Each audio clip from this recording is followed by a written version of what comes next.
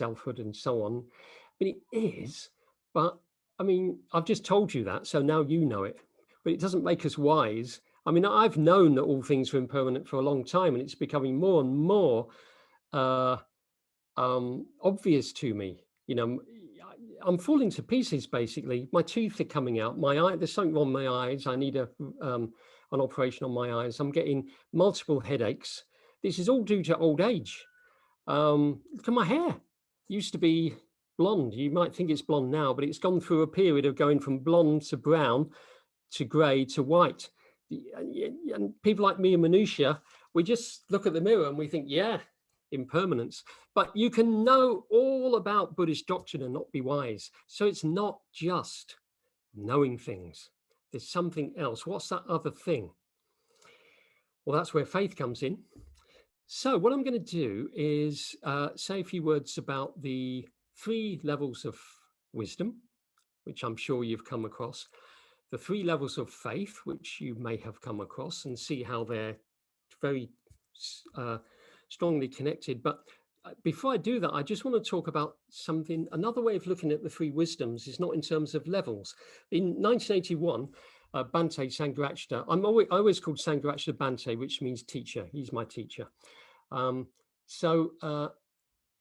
Bhante came to Manchester in 1981 to open the Manchester Buddhistcenter, he gave a talk about the 3 wisdoms, and he said they usually understood as 3 levels, but there's another way you can understand them as 3 doorways into wisdom.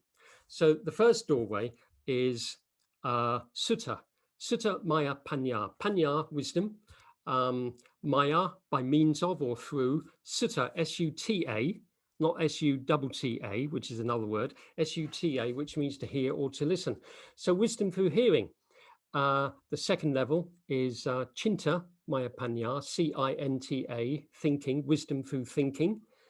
And the third one is bhavana, maya, panya, usually understood as wisdom through meditating. And in the East, bhavana is a word for meditation, but actually comes from the word bhava, which means to become. So bhavana, well, you know bhavana because of the metta bhavana.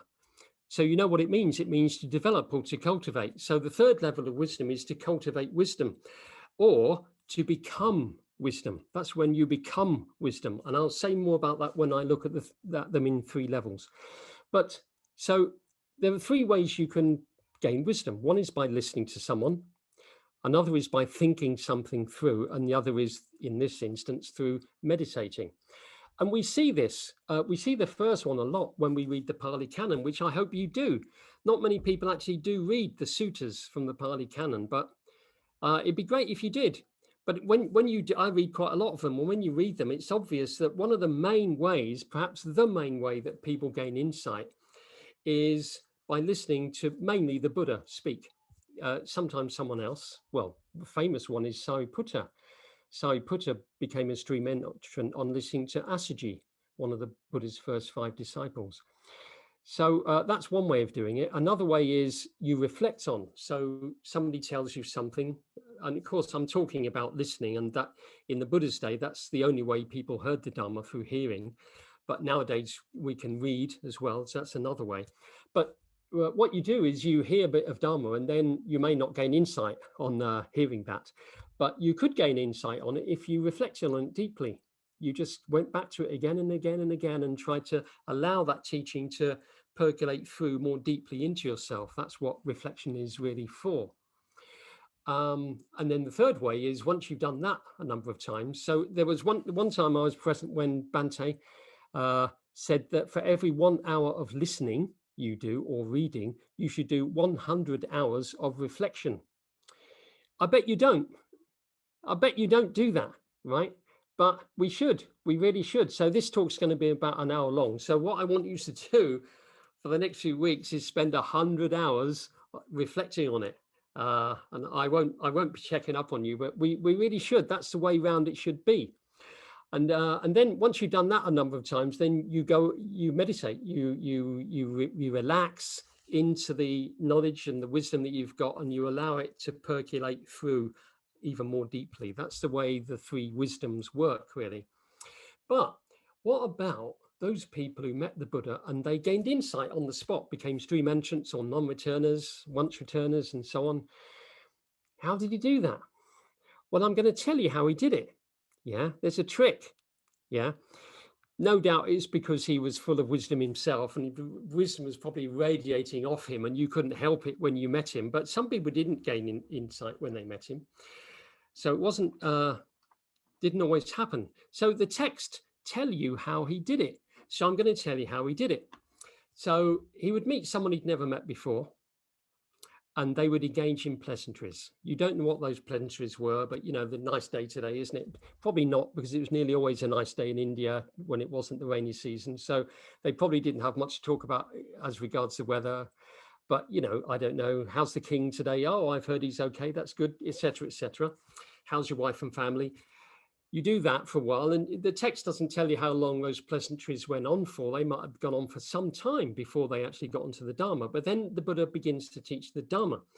And he taught, according to the text, he taught renunciation and the benefits of renunciation, right? This is not a popular topic in the West, but that's what he taught: renunciation, giving things up, and the benefits of doing that. Then he would talk about generosity, dana, and the benefits of being generous. And then he would talk about ethics, ethical behavior, and the benefits of being ethical, one of which is to be reborn as a god. So he talked about the gods for a while. And then, if he saw that someone's mind was now ready to hear the real Dharma, wisdom teachings of the Dharma, he went further. But only if he saw that they were ready. There's one occasion that I know of in the Pali canon where he went further anyway to someone who wasn't ready, but we don't need to, that person didn't gain enlightenment of any kind, even at the end of the Buddha's really long teaching. And the Buddha gave a reason for that afterwards, but we won't detain ourselves with that. But he wouldn't go any further unless he saw that someone was ready. Yeah, and then he would hit them, as it were, with the Dharma, the wisdom of the Dharma. So, ready. Ready is kala, K-A-L-L-A. Kala chitta. Chitta is C-I-T-T-A. It means mind, heart. It means your interiority, your interior life, really. So kala chitta, and Manisha used to live with someone called Kalya chitta, which is the Sanskrit version of kala chitta. The mind ready. Ready for what? Ready for awakening, ready for insights, gaining insight. There's no point the Buddha going any further until the person's mind is ready for that, because they wouldn't take it. But he got them into that state of mind very, very skillfully, kala chitta. And then the text very helpfully tell you exactly what that kala chitta is made of, and it's made of 4 things. First of all, it's made of mudu chitta, M-U-D-U, mudu. I'm very glad to see that recently some people getting ordained have been called mudu. There's one in Essen, Mudika. There's a woman in Essen called Mudika. I met her a couple of years ago. I was so pleased to meet someone with mudu in her name, Mudika. So mudu means soft, gentle, tender. Soft, gentle, tender. So what does that mean in these terms? Well, it means now that you're not hardened against the Dharma. You know, sometimes, I don't know if you've seen it in the class, there's someone who's not playing. They don't want to know. They don't really want to know. So you give them a teaching and they have a problem with that teaching. It bounces right back. Yeah, but what about this? And you try to sort that out. And yeah, but then in that case, what about this? And after a while, you think, you know what? I don't think they really want to know this. And so they're resisting. So mudicitta is the opposite of resisting the Dharma. Yeah, it's allowing it in. And I always think of a potter, someone who's making something with clay, and the clay is soft and malleable, and you can work it. And so you make the clay into whatever shape you want it to be. And indeed, some of the translators, they translate mudu as malleable or workable, a mind that is now malleable or workable. That's the first one. Second one is Vinivarana or Ninivarana, depending on the Pali text you read. But Varana or in Nivarana, I'm sure you know Nivarana. Nivarana is hindrance. So the Pancha Nivarana are the 5 hindrances. Yeah. So Nivarana means hindrance. That's the way we normally think of it, but it also means obstacle. So Vini or Ninivarana Chitta means a mind with no hindrance, no obstacle, obviously connected to Mudu, but a bit more specific here. Some translators say a mind with no hindrance, or a mind with no obstruction, or an unobstructed mind. Some translators assume that the Buddha is referring to the 5 hindrances. So they say a mind free of the 5 hindrances. I'm not going to go into the 5 hindrances now. It'd take too long to tell you, and I'm sure you're familiar with them. So that's what the second quality of the Kala Chitta is. The third quality is, what is it? Do you know, I've forgotten the Pali word. I've given this talk so many times, and it usually just comes to me, and I can't remember it. Uddhagga. Now, there's a man, order member in this country called Uddhagga, and he's extremely tall. And that gives you a hint what it means. Uddhagga means high, exalted. So, and I think this might be connected. If we understand the second one, Vinivarana Chitta, as meaning the 5 hindrances, well, let's just go back to that actually. Let's say if it is, the 5 hindrances aren't present, in the person now. What that means is they're at least in access concentration, if not in the first jhana, or even the second jhana. So what that means is their mind is now up, it's floating upwards, it's now exalted, elated, inspired. And that's why Uddhagga Chitta, The Buddha's been talking to this person, and he was a great speaker, and he was a really, really friendly guy, full of positive emotions. So that the person, if they were at all receptive to him, then he would be having a really brilliant effect on them. They'd be really enjoying themselves. They'd be really inspired by now. Hey, tell me more, which he does, of course. And then the final one is Pasana Chitta. Pasana, I think it's P-A-S-A-N-N-A. There's another Pasana, which is P-A-S-S-A-N-A, which is a different word. The one with 2 S's and 1 N is insight, vipassana. And this one is, this means something else. So Pasana, P-A-S-S-A-N-A, I think it is. But it's similar to the word pasada. And prasada, it's a very similar word to the word prasada, as in prasada charin. It's similar, not exactly the same, but it's just similar. So you could probably tell us a little bit about this word yourself if you wanted to.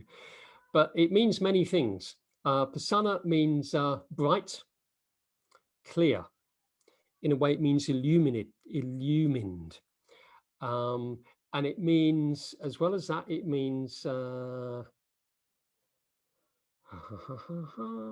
it means clear, bright.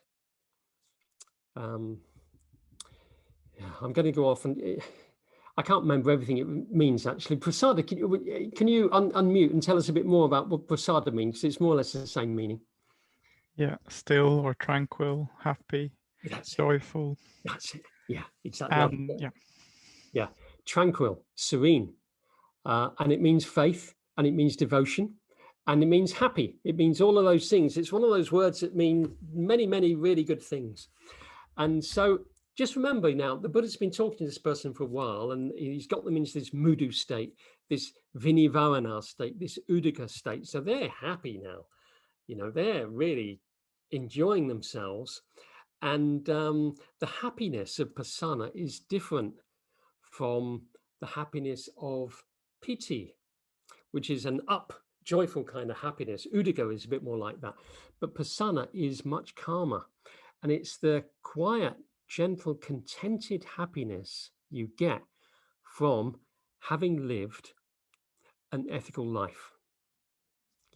And that's why sometimes the Buddha couldn't get the person he's speaking to into the Kala Chitta because of the life they'd led earlier.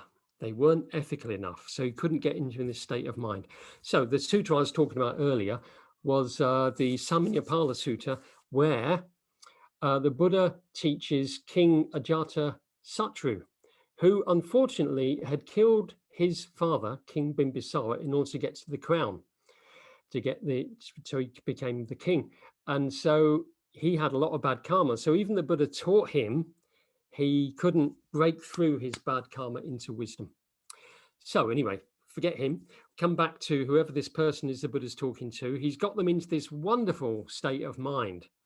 And this state of mind, all these things are mudu, vinivana, uddhagga, and pasana, multifaceted state of mind, is what I think of as the state of the awakened imagination.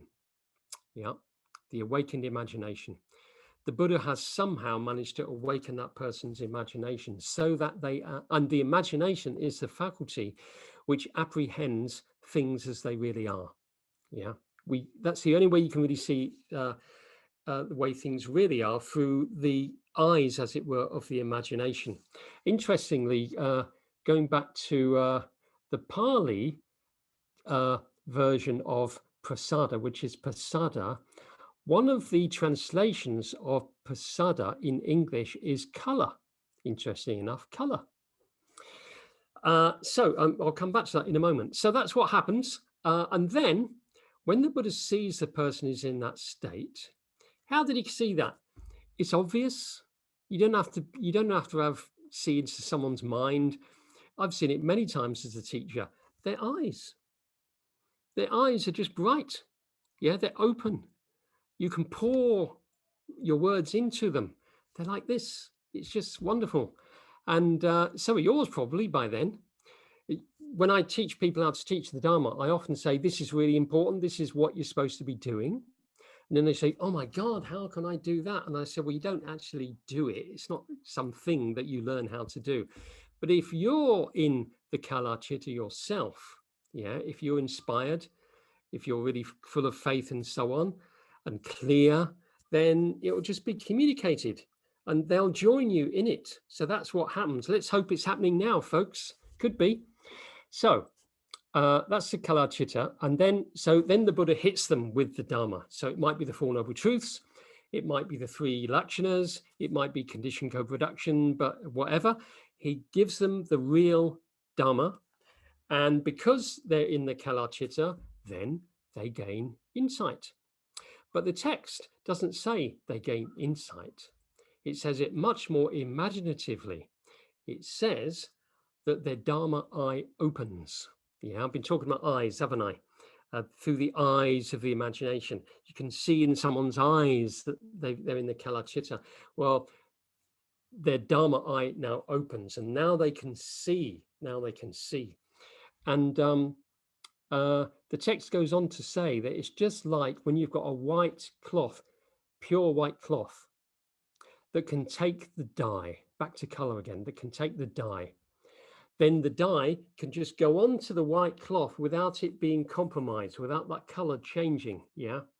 So this is a great image. And look, this is what happens when you get ordained. You get given this kesa, which is white, and on the kesa you get these colors, and that's how I understand it. Yeah, that's how I understand it. The Dharma is being transferred to me on these colors. I'm pretty sure, I can't really remember, it's a long time ago when I was ordained, but I was pretty in a really positive state. And I'm sure that when Bhante put the case around my neck, I was in the Kala Chitta. I'm pretty sure of that. So then more happens. So then, yeah, they see things as they really are. And then, of course, they say, wow, it's like you've just turned everything, something that's been upside down, you turn it the right way round. It's as if I was in a darkened room and you put the light on. Now I can see. And I should have got this ready actually, but there's a really great YouTube film, only lasts a few minutes. There's a BBC thing, so you might not be able to get it in Sweden, but and it's about this man. He's a black man in America who is colorblind. And the scientists have learned how to allow colorblind people to see colors how everybody else sees them. So the film starts when the friends of this man, they give him his birthday present, which is a pair of these glasses. Yeah. And he puts them on. And it's the most moving 3 or 4 minutes you could ever see, because he puts them on and he goes, no way you've all seen this. And he starts running around the garden. There's a flower, and he goes down to it. He says, what? Wow. And there's a car, a red car, and he goes to the car and he says, what? He just can't believe what he's seeing. That's how we should understand these Pali texts when we read them, because it's a formula, isn't it? You read again and again and again. Oh yeah, here we are again. It's as if someone's put something down and someone's turned the light on. Yeah, I've read that before, but don't do that. That's not the way you should read them. It's like someone's opened your eyes for the first time ever. And then, haven't finished yet, then what happens? Then they say, invariably they say, I would like to go for refuge to you, Buddha, and your teachings and your community. In other words, they want to go for refuge to the Buddha, Dharma, and Sangha. And they ask him, will you take me as your disciple for the rest of my life? And the Buddha says, yes. Yeah. There's a very interesting sequence here. Starts off with the Kala-chitta, which is more or less jhana, isn't it? It's more or less first or second jhana. He gets them into jhana. He gives them the wisdom teaching. They gain wisdom, and then they go for refuge afterwards. That's the sequence. It's not the sequence mostly happens, isn't it? Usually people go for refuge, then they practice, then they gain wisdom. But wisdom happens in the middle of all this, yeah? And then they go for refuge of the 3 jewels. But of course, they're going for refuge. It's a real going for refuge, not like many of us. For many of us, it's an effective going for refuge, but for them, it's a real going for refuge. Going for refuge that's been informed by the transcendental, by wisdom. So I took quite a long time there, didn't I? So I probably have to be a bit quick here for the rest of it. Well, I am talking quite quickly after all. So what I want to do now is I want to go through the 3 wisdoms with you, which I talked about already, right? So wisdom through listening, or wisdom through hearing, or reading nowadays. Then you've got wisdom through thinking, chinta, wisdom through reflecting. And finally, wisdom through, what did I say there? Wisdom through experience. Wisdom, oh, I did it the other way around, didn't I? Sorry, everybody, I've been doing it the other way around. Wisdom through hearing, wisdom through thinking, wisdom through experience. Yep. Now, in the Survey of Buddhism, and I was looking for it this morning, I couldn't find it. Survey of Buddhism is a big book, I couldn't find it. But somewhere in there, Bhante talks about the 3 levels of wisdom. And the first level of, the 3 levels of faith, or the 3 kinds of faith. And he says the first kind of faith is the faith that is grounded in intuition. Grounded in intuition. The second level is faith that is grounded in reason. And the third level is faith that is grounded in experience.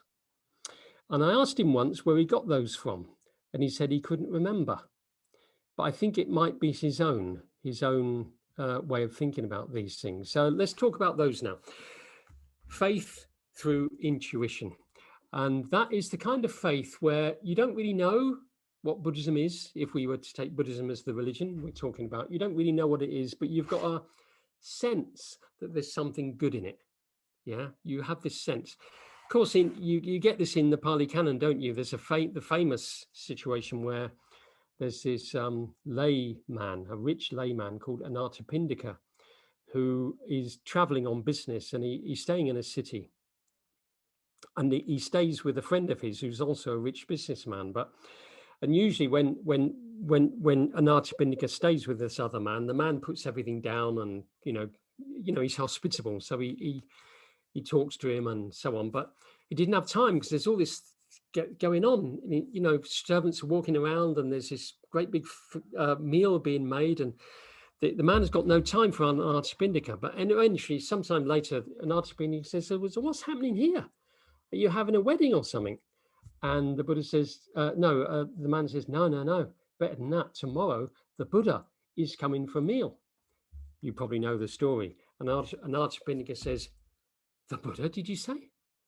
And his friend says, "Yeah, I said the Buddha."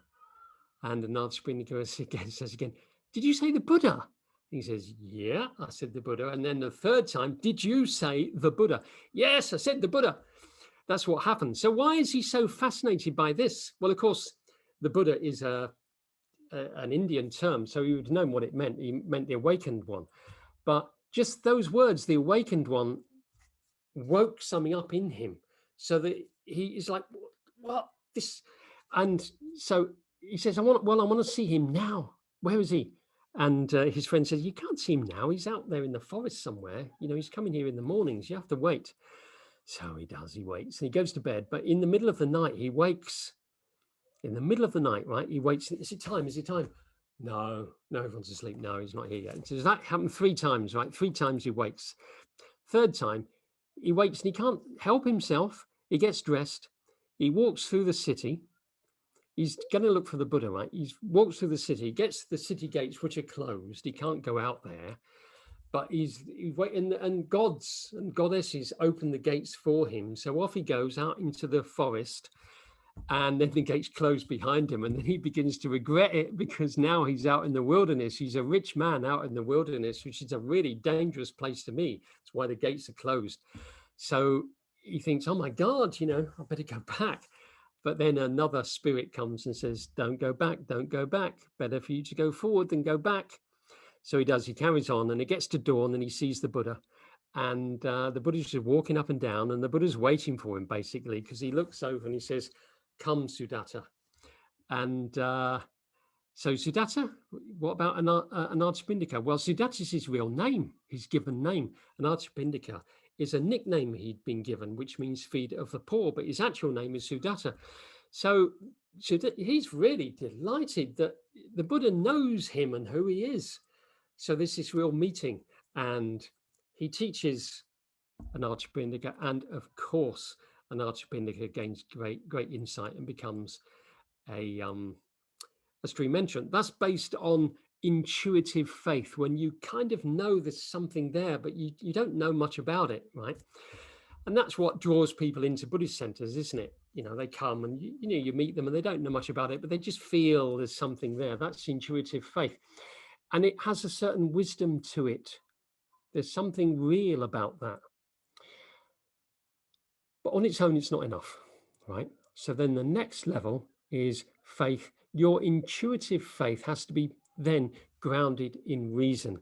You need now to know what it is that you've got faith in. And that's why we tell people, you know, a lot of our teaching is all about, you know, reason. It's all about, you know, well, this is how it works, you know, the Four Noble Truths, and then there's 5 spiritual faculties. You can see them in 2 ways. And first you've got to do this, and then you do this, and so on and so on. And the way the Buddha sees it is that everything's impermanent, and that's one of the things you have to know. And so after a while you get to know, and then you begin to, and that gives you much more faith in this feeling that the teaching's got something. You realize, oh, it has got something here. It really is. It all stands to reason, as we say. It all makes sense.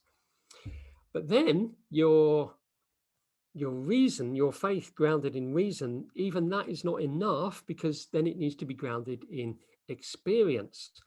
And then many of you have got this, I'm sure, because you practiced for a long time. And after a while, you begin to feel the fruits of that practice. You realize that the Buddha said, if you do this, this happens. And after a few years, you realize, oh, it does actually. It really does happen like that. And that gives you even more faith in the Buddha's teachings. And of course, if you have an insight, then that gives you really unshakable experience, gives you really unshakable faith in the 3 jewels and the Buddha's teachings. So that's how it works. So that's the 2. And so now I'm going to put them together, right? So first of all, which way round are we doing it? We're going from the bottom, right? So you got wisdom through listening, is that right? Wisdom through hearing, yeah. That is similar to faith grounded in intuition, yeah. How is it similar? Well, that's what happened to Anathapindika, wasn't it? He just heard the word, the awakened one, and it woke something up in him. But let's go back to the first level of wisdom. Sutta Maya Panya. Sutta, when you look up sutta in the Pali English dictionary, when you look it up, when one looks it up, I've got a Pali English dictionary. Nearly every day I bring it out and have a look at something. But when you look it up, sutta in the Pali English dictionary, it does say hearing, listening, but then it says in a special sense. And then it says revelation. Yeah. Revelation. Revelation of what? Revelation of the Dhamma.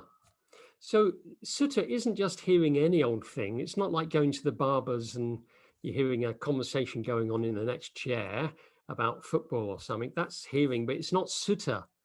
Sutta is when the Dharma is revealed to you. That's what sutta actually is. Good. Goodbye, Manisha. Good to have you. Good to see you. Wisdom, so faith grounded in intuition. When you hear the Dharma, it's not just hearing and thinking that sounds, it's like you intuitively respond to it. Yeah, that sounds absolutely right to me, even though you couldn't prove it or anything like that. You haven't got any evidence to prove it, but you just feel, yeah, that sounds right. It's worth following. Yep. So, and then the second level, wisdom through thinking, faith grounded in reason. Well, that's obvious, isn't it? The connection between them there. You start thinking about the Dharma, you reflect on the Dharma, and that doesn't just help you to become clearer about the Dharma. It actually helps your faith. You become more and more faithful the more you reflect on, the more you think through the Dharma. And then finally, these two are obvious as well, wisdom through experience, faith grounded in experience. So we could say that what we're really after in Buddhism is the experience of wisdom, the experience of faith, the experience of the spiritual life. That's Buddhism's really all about experience. But in order to get that experience, you have to hear people who know more than you do, people who've got some knowledge, perhaps even some wisdom. You have to let those in, mudu. And then you have to practice. And one of your practices, obviously one of them is meditation and one of them is ethics and friendship and so on, but one of them is reflecting, thinking things through. And so I think I'll finish by just bringing in dhyana again, actually, because then you've got the threefold wisdom. You could, here's another thing you could do. You could have another column here, the threefold wisdom. So the first, the threefold way, sila, samadhi, prajna. Yeah, sila. What's that got to do with wisdom through hearing and faith grounded in intuition? Not very much in a sense, but why would you even start practicing ethics? Why would you do that? It's because you've got an intuitive faith response in the Dharma, and then someone's told you that one of the first things you've got to do is to practice ethics if you want to get anywhere. So it is connected with that first one, actually. Yeah. And then what happens then? You've got sila, imaginary bit of paper here. You've got sila. Then you've got samadhi. What's samadhi? Well, often translated as meditation, but actually it's the state you get into as a result of meditating. It's a state of concentration or absorption. It's a state of positive emotion. It's beyond the five hindrances. It's a state of the awakened imagination. So it's the kala-chitta, basically. Samadhi is the kala-chitta. The only difference is that if you were to ever meet the Buddha, he'd put you into that state, but he's not here. So we've got to do it for ourselves. We've got to put ourselves into the kala-chitta. And how do we do that? Well, one is by doing things like this, having classes like this, where everyone gets really inspired and so on. And it'd be good, wouldn't it? Just have a look at your mind now. All right. Just survey your mind. Are any of the hindrances in your mind? Are the three poisons in your mind? Greed, hatred, and delusion. Are you feeling hateful to anyone right now? Probably not. You probably forgot all about them until I mentioned it. So probably until I mentioned it just now you're thinking about them, unfortunately, but until I mentioned it, you were probably somewhere around the kala-chitta. somewhere around access, concentration, or the first jhana, as I have been in the whole time. Which just shows you it's not difficult. It's not hard to get into the first jhana. It's very, very difficult to get into the first jhana by doing the mindfulness of breathing for me. Useless. I'm useless at getting into the kala chitta when I meditate. No, it doesn't work. Works every time when I do this. That's why I always say yes when someone asks me if I'd like to teach. I think, yeah, great. I'll get into first jhana again. Yeah, so that's what happens. So where were we? Yeah, so the samadhi is equivalent to wisdom through think. No, it's not quite equivalent, because you got wisdom through thinking and you got faith through reason. How does that connect with samadhi? Well, what happens? You get into samadhi, which is jhana or the kala chitta, and then you reflect on the Dhamma. You bring thinking in. You bring thinking into your lovely samadhi state, and then that leaves you then with wisdom at the top there. So you can very easily connect the 3 levels of wisdom, the 3 levels of faith, and the threefold way quite well. So I haven't got a big ending or anything. I usually these days I just end my talks by stopping talking. So that's what I'm going to do now. The end. Speak up a bit. Yes, close up. Okay. So I haven't formulated a question fully, but I am curious about your description of kalachitta, or mind ready. So I was wondering if perhaps you could elaborate a little bit more as to what the preconditions might be, or I mean, obviously from a rather pragmatical sense, from our position, how could we practice in order to perhaps approach that a little bit more in our practice? Okay, good question. Well, the first thing, as I said earlier, was you won't get into the kalachitta if you're not ethical. So first of all, be ethical if you're not already. By the look of your face, you look like someone who is already ethical. So that's probably more or less done. You could probably, could you say, is that right? Yeah, okay, good. So you got one of the preconditions already. And then I think it's probably a bit like jhana. If you try to get into it, it makes it very hard to get into it. So it's got to be unself-conscious. It's a bit like the state of flow. I don't know if you've come across the state of flow with the Hungarian psychologist Mihaly Csikszentmihalyi, where you get into a state of flow by doing something. You're not trying to get into the state of flow, but it comes to you because you're really into something. Yeah. So I think the kalachitta is a bit like that. It's not, when I said earlier, I made a joke about, I always say yes to giving a talk because I think, yeah, I'll get into the kalachitta. That's not exactly true. It's more like I just love teaching the Dharma. And if I were to think about it, I would think, oh yeah, the reason I love it is because I always get into the kalachitta and it's a great state to be in. So, and interestingly enough, the other day I gave a talk on the beginning of the Ratnaguna Samjayagata, which is a Mahayana text, and it begins with the famous words, call forth as much as you can of love, of respect, and of faith. So that's before the sutra itself begins. And so the question is, why? Why do you have to do that? Why do you have to call forth as much as you can of faith and respect, of love? And one of the reasons is, well, the reason is because there's no point reading this text if you're not in a really good state. It will just bounce off you. So you need to get into that state. So in fact, faith, the first word, faith, is prasada or prasadu. Back to prasadacharin. The second word is gaurava, which is reverence. And the third word is prema, which is love.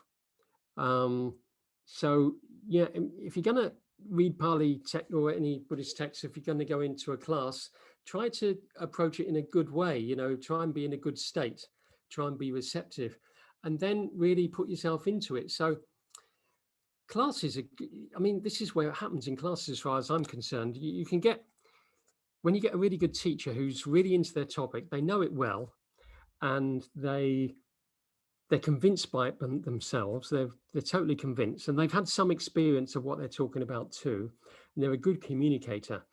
Well, Kala-chitta probably just happens, yeah, because you'll be enjoying it.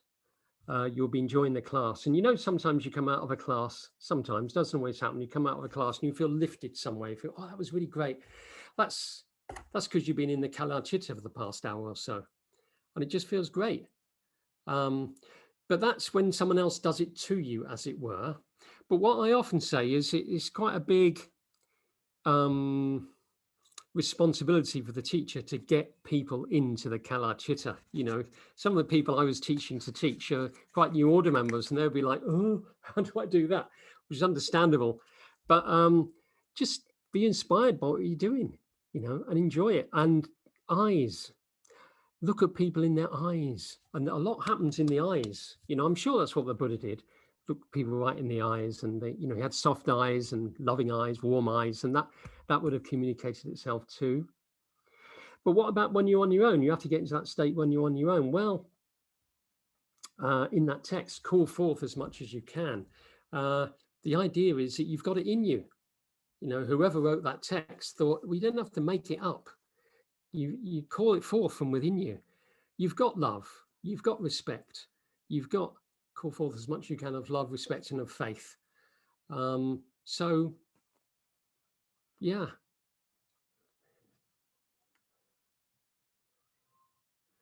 I often also, when I used to teach meditation, for me, used to teach meditation to beginners. I'm okay at teaching meditation to beginners because they really relate to me. I would teach them the mindfulness breathing, and then I would say, how was that? They'd say, my mind was all over the place. I said, yeah, mine was too. So what? And then it really helped them, you know, because they, oh, really? They thought I was in some kind of Buddhist state. But I wasn't. I was with them. But people used to find it really hard to get really concentrated doing the mindfulness of breathing, you know, really hard. And so what I would say is I would say, okay, what do you like doing? Just tell me, what hobbies do you have, and what do you like doing? And then they would say things like gardening, reading, dancing, listening to music or playing music, sports. So I would just say, okay, so what is it you like about those things? And they would find that a hard question to answer because they go, well, I just like it. But, you know, I didn't let them off. I would say, okay, so you're dancing, right? I'd have to give them a few clues. I'd say, so when you're dancing and you're really into it, right, are you thinking about anything else? Oh, no. Okay, so you're not thinking about anything else. You're just totally focused in the moment. Yeah. And is that horrible or enjoyable? Oh, totally enjoyable. Okay, so then we're getting somewhere, right? They're focused. They're not thinking about anything else. They're not distracted. It's totally enjoyable. That sounds a bit like first or second jhana to me. And they go, no. I go, well, you said that it was totally enjoyable. So that sounds like sukha and priti. And you said your mind wasn't wandering. So vitaka and vichara, you know, you're able to really, you know, be present. And you're one-pointed. Well, one-pointed only comes in the second jhana, actually. So it sounds like you're in second jhana. And they go, no. And I'd say, but that's what you said was happening. So why are you resisting it? And so what I'd say to people is, okay, what I want you to do this week is whatever you like doing, dancing, playing musical instruments, playing an instrument, whatever. What I'd like you to do is, if you can remember when you're doing it, just stop at some point and just look at your state of mind. What state of mind am I in now? You know, are any of the hindrances present? Are any negative emotions present? Or are you totally focused, not thinking about anything else? Are you enjoying it? Okay, that's the Kala-chitta. So now why don't you bring some Dharma into that state of mind? Just bring one of those Dharma teachings in, you know, all things are impermanent. Bring that in now. And you can't do it when you're playing sports. It doesn't work. You know, you're running up to the goal, you know, you're just about to score a goal and you think, wait a minute, what state of mind I'm in? You wouldn't be very popular. But you can do it with other things, especially if you're on your own. Just what state am I in? And then bring a bit of Dharma into that state. That's what it's all about, really, isn't it? Get into that state of mind which is ready to receive wisdom. Yep. Yeah. Yes. Yeah, I have a question. just following on from this, it seems like being ready and being receptive is very important. And one thing that you write about in your book is doing nothing. And I think, well, I find it very difficult to do nothing. I have to do something all the time, work or do something. But it seems at the same time I really have a longing for doing nothing and just being receptive. But it is something very difficult. It is also not so popular in our culture today. We're supposed to fill our time and promote ourselves on social media and whatever it is. So I wonder if you could say, because you say, well, it's really not easy to do nothing, but it's wonderful if you can do it. If you can say a bit more about that doing nothing. Well, actually, I find it really easy to do nothing. I have no problem with it at all. But people do find it very difficult. I was leading a retreat a little while ago. I think you were on it, everybody, where I was going to talk about thinking, and then afterwards I had second thoughts. I thought, no, I won't actually, because there's something you need to do before you get to thinking, which is you need to feel free.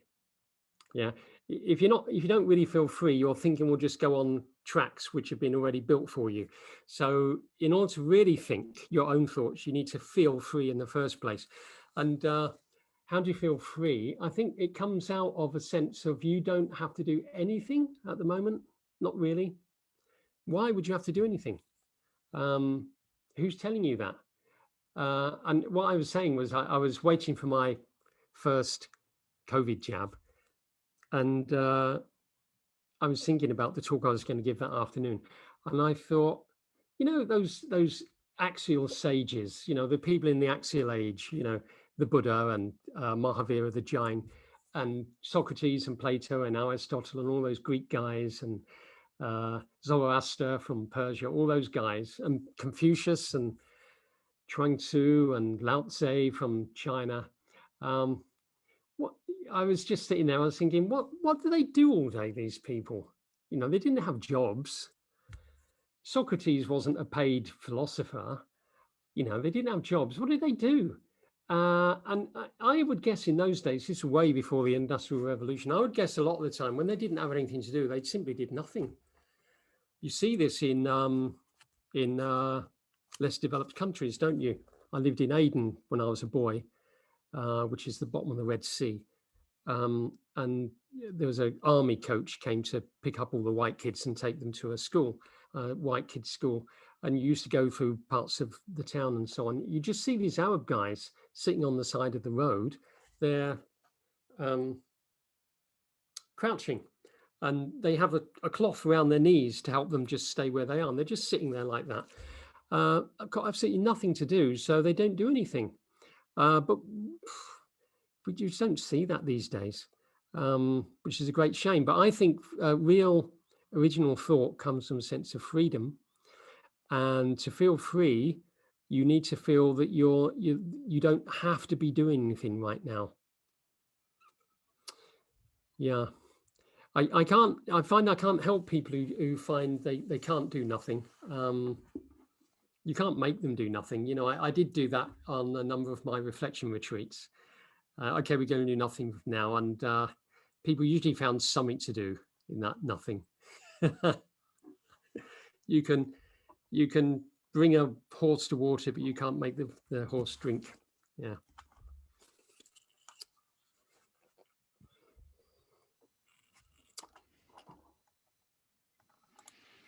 I have a question.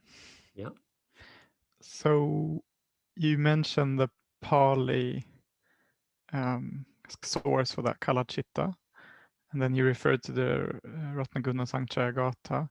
I remember you kind of exploring this area from the Pure Land Sutra point of view in the Great Faith, Great Wisdom book. And I can't remember, so I'm asking you whether you remember, how much of a similarity, and were there other descriptions or kind of qualities of mind in those texts? Do you remember?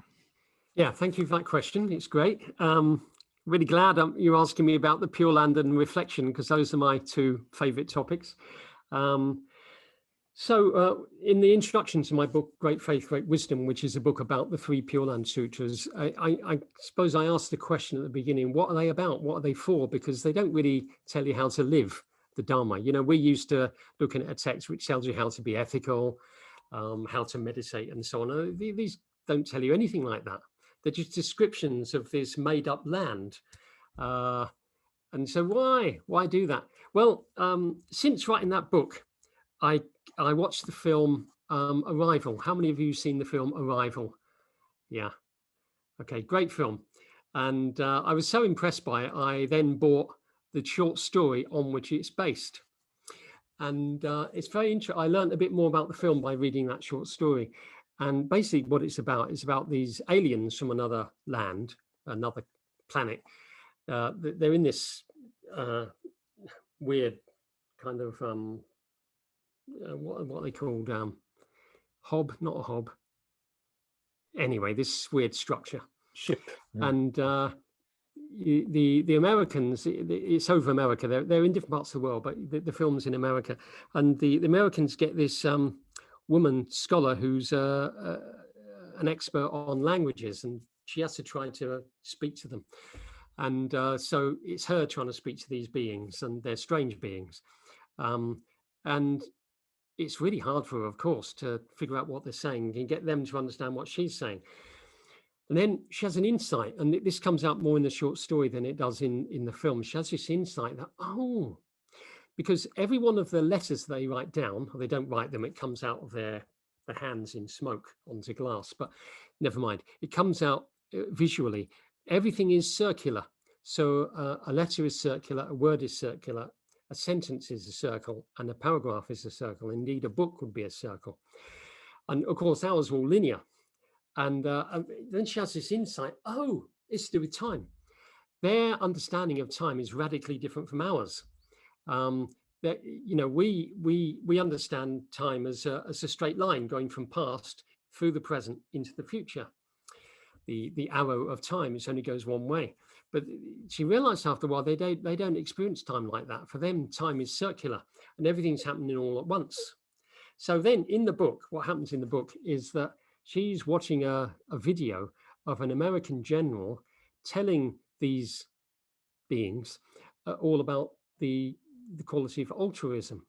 And she thinks, but if they don't experience time as linear, then they'd have heard his talk before. So why are they listening? What's the point of them listening? And then she realizes, they're listening because it's an act. So then the author brings in the distinction. There's a distinction made in speech act therapy, right? So there's different kinds of speech, and some speech is information. Yeah, you're conveying information, like I'm conveying information to you right now. Some speech is information, but some speech is not the conveying of information. It's an act. Yeah. So I got married a few years ago, and I got married in Germany. And what happens is you go through this whole ceremony, and the German people know the ceremony. They've heard it many times before. And then at the end, you say ja. You don't say I do. You say ja. And I had to say ja. And of course, everyone knew I was going to say it. So there was really no point in saying it. Everyone knew what was going to happen. So why did we say it? Well, we had to say it because it's an action. Yeah, it's something that you do. Speech as action. So when I make a promise, I promised Viri Bodhi I'd be here this evening. Good job he reminded me yesterday evening because I'd forgotten. But I promised I'd be here. So that was an act. That was an action. So here I am. And when you do the puja, you do the puja, right? I don't know how many times you've done the puja, hundreds, maybe thousands of times. You never learn anything new. The words are never any different. You just say the same things over and over again because the puja is not information. It's you acting. It's something that you act out, you do. So then I thought, actually, all Dharma texts are transformational. And some are transformational by being informational. And some are transformational by being performative, right? Some texts are informative and some are performative. In other words, you don't learn anything, you perform them. And then I realized that's what the Pure Land Sutras are. They're not informative, they're performative, they're things that you have to do. And when you read the lives of some of these great Pure Land practitioners, what was their practice? They recited these sutras over and over again. That got them into the Kalachitta. Yeah. So like in the longer Sukhavati Vyuha Sutra, which is like 126 pages long, I think. There's just one point where whoever wrote the text is describing the rivers, yeah, and the flowers that are on the rivers, on the surface of the rivers floating down, and the smell of the flowers and so on. So you get this, and then the text tells you that the rivers, you can hear them, but what you can hear is impermanence, unsatisfactoriness, insubstantiality, right? Right. That's it. That's the whole of the wisdom teaching in the 126 pages of that text. And if your mind wandered, you've blown it. It's gone. But that what you should be in the Kalachitta. So when you actually do hear the word impermanence, it really goes in. So you get it. You get it. So the whole point of the text is to get you into the Kalachitta so that when those three words come, you don't miss them and they really have an effect on you. Yeah.